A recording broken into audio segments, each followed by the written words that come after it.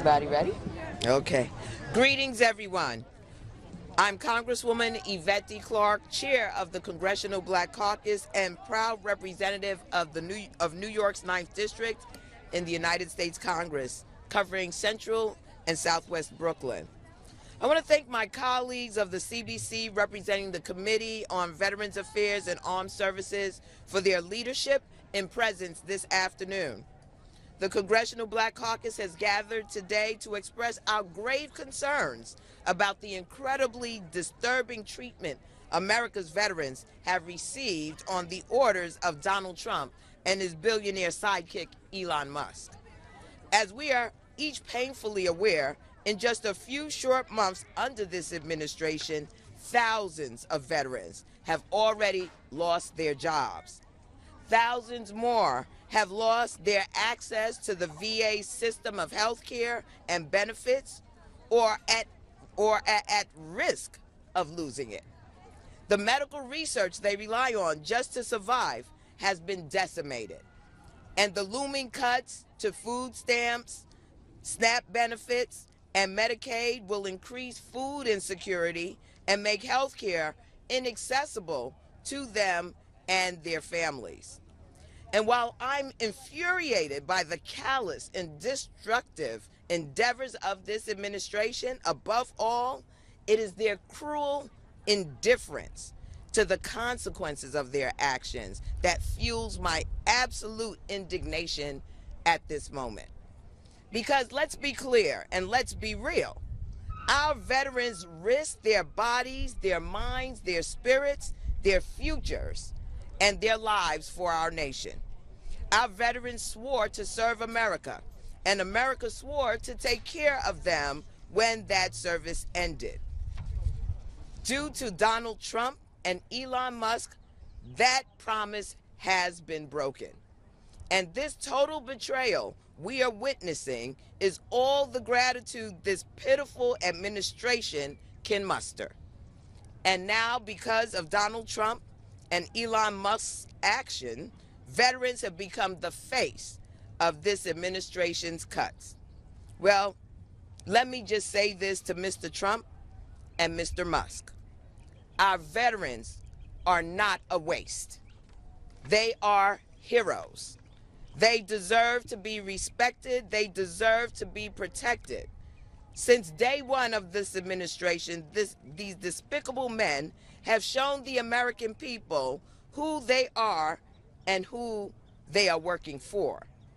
It's clear to each of us here today, just as it's clear to folks in every corner of our country, that they're not working for the American people.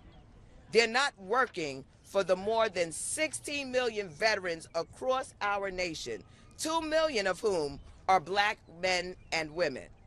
They're not working to build a better nation that has a better future. They're only working for themselves and the billionaires that they serve. And tragically, our veterans have just been caught in the crosshairs. I believe I speak for my colleagues at my side today when I say veterans deserve better than what this administration has done to them. And so we stand for our veterans, those who have put life and limb on the line, who have put their soul, their body and soul into the protection of our Constitution, our people, and our nation. And we stand here to express our gratitude for their sacrifice. With that, please allow me to introduce my colleague and my dear friend, the gentle lady from Fort Lauderdale, Florida, Congresswoman Sheila Surface McCormick.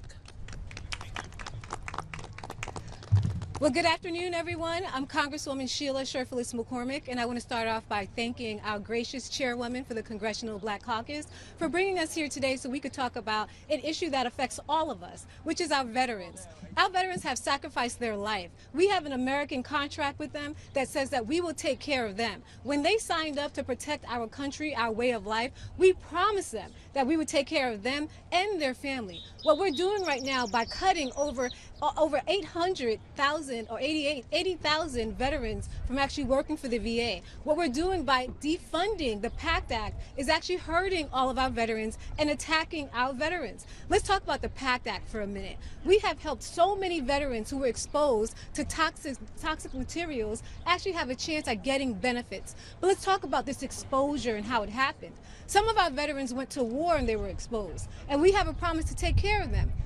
But we don't often talk about our soldiers who were exposed on their bases. Yesterday, I spoke to several veterans who talked about being exposed to toxin on the base in Red Hill. In Red Hill, we had more than 93,000 veterans who were exposed to toxins in their water, in their pipes, in their everyday materials. They were exposed to that. In addition to our veterans being exposed, we had their children who were exposed. We had so many women who were pregnant who lost their children because they were exposed. What do we do now? We say that we're not even allowing them to get benefits so we can actually help them. Our government poisoned these people, and this is the time where the Republican thinks that we need to sacrifice our veterans who have sacrificed for us by cutting the funding to help them.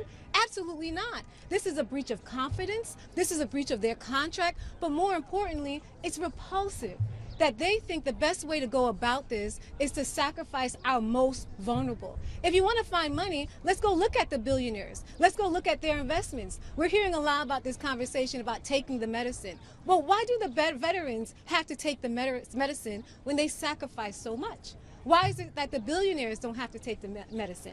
I don't see Elon Musk taking any medicine. If anything, he's trying to stop it. But he looks at us and tells us to take the medicine.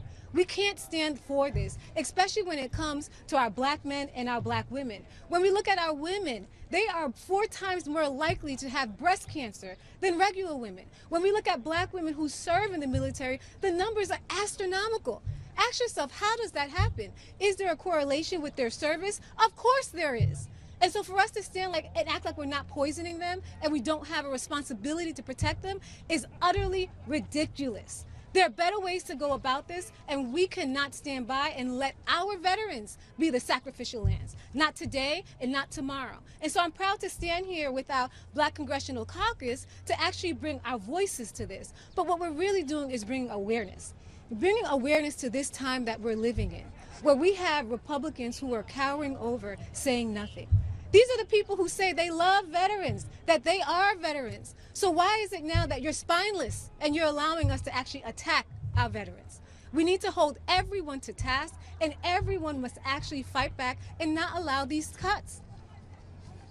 Finally, I'd like to introduce one of our Congressional Black Caucus members, our newest member, Herb Conaway, who serves on Veteran Affairs with me. Thank you.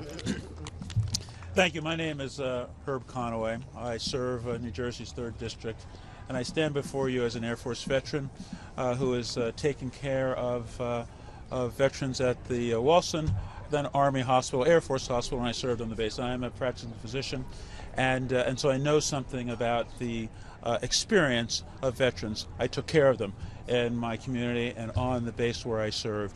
I now serve on the Veterans Affairs Committee, and we've heard testimony from so many veterans who've come before us with concerns and really desperate to ensure that their fellow veterans get the care that they deserve. When a person stands up for our country and says, I will serve even if it means the sacrifice of my own life for our American values. And the contract we make with them, the promise that we make to our veterans, that if you are killed in the line of action or killed during training, that we will take care of your family. If you go to war and you're injured, if you're in training and you're injured, if you're fighting on behalf of our country, then we will take care of you and restore you to your health, whether it's your physical health or your mental health. And we have heard over and over again that promise has been broken. And we are seeing right before our very eyes with this administration, where you're talking about 80,000 people who are being discharged from service in the VA, people who themselves are public servants. And many of those public servants are veterans themselves. They are retirees, about 30% of them who understand what it is to serve in the military, what they understand what it means to try to fight for your disability benefits. They understand what it means to serve. And we're discharging these people at the time, and the PACT Act has been mentioned here, when we have said to veterans rightly that if you're exposed to toxins in the battlefield, or you're exposed to toxins indeed as part on your own base, that we will take care of that issue for you. We will monitor what's going on. We will recognize our responsibility to address that issue, to address the issue of toxic exposure. So what has the administration done? It's supposed to prepay some $22 billion into the VA to take care of the almost 800,000 veterans who now have benefits or access to benefits in the VA. Now we're told that we can cut all of these people from the VA. We're not going to fund to the tune of billions of dollars to care for their service, and that everything is going to be all right. That these cuts aren't going to have any impact. What does the evidence show? That a veteran and a veterans hospital has a better outcome when they're being served within the VA system itself. This has been proven. And remember, if we take down that system, many physicians such as myself, some 70% of the physicians working today, practice and learn their trade at a VA center.